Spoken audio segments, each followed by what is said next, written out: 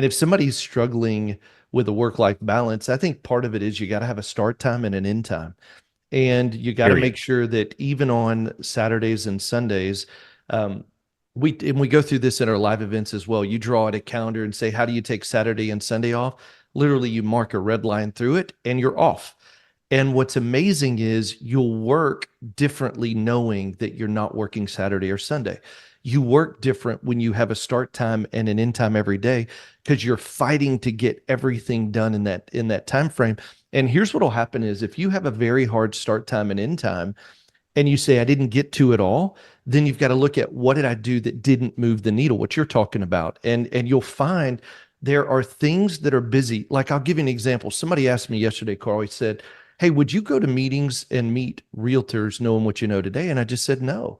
Like if I've got limited time and I get a qualified list of agents versus going to an event at a National Association of Realtors event, I have no idea who's qualified. I'm going to drive an hour there, spend 2 hours at the event, hopefully meet qualified agents, drive an hour back. I've given up 4 hours versus I could do this other activity that every single person I talk to I know is qualified.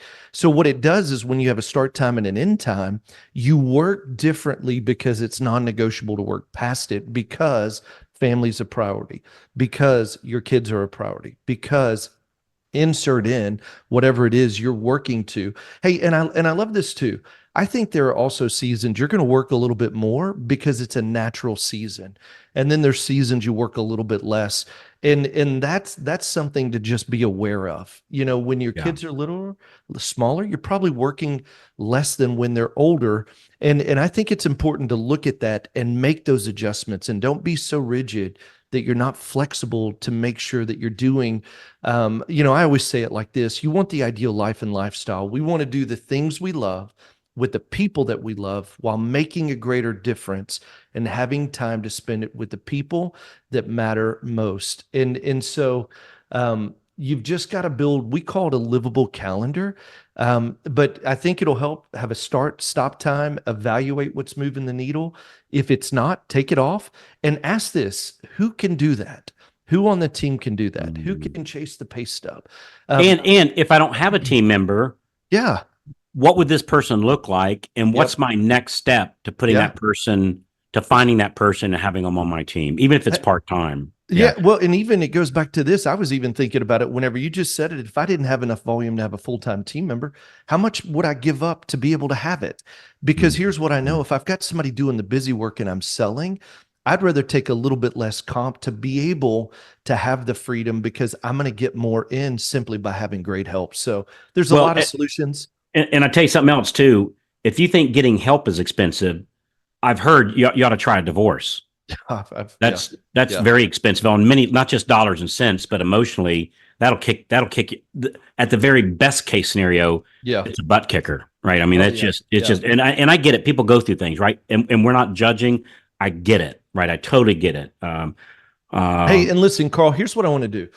As we're sitting here talking about it, I would love if you need help and you say, man, I've got business coming in. I'm not quite sure how to move things around. Maybe I need a team member. I'm not quite sure who that person would be, but here's what I know.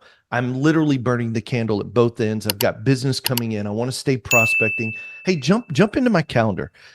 This will be a link that goes to my personal calendar. I'd love to meet with you. Let me show you how to set up your team, what the people could do on that team. Go to meetupwithsteve.com, meetupwithsteve.com. And here's what I'll do. I'll just show them, Carl, what I'm doing here, like what our team structure is and something that you could implement exactly where you're at. What could a little bit of help look like to remove the busy work and stay focused on the selling activity? So go to meetupwithsteve.com. I'll give it to you.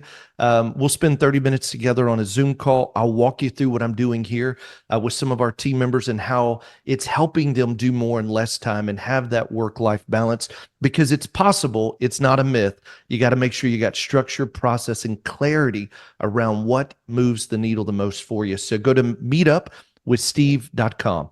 Good and you'll stuff. just map out a week in Yeah, the I'll, life I'll of the walk it top out and producer.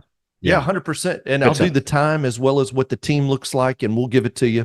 And I'd be happy to do that myself. So go to meetupwithsteve.com. Hey, and remember this: anything worth doing is worth doing badly, just get started. See ya.